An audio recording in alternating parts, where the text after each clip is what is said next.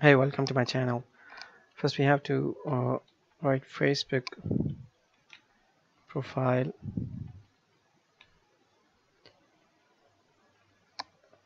picture.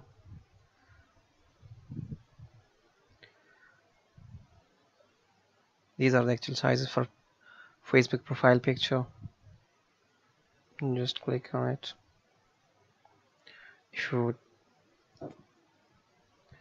If you want to put some text here,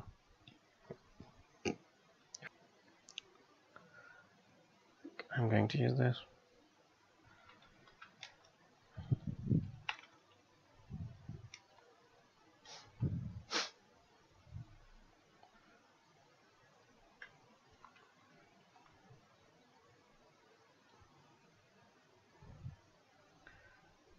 I just click it. Download from here. You can choose type you want, but I will download in PNG.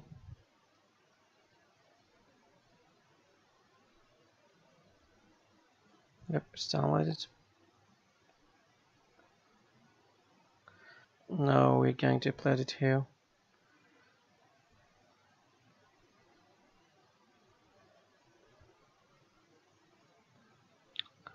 You can drag it to reposition as you want. Now it's like good. Save it.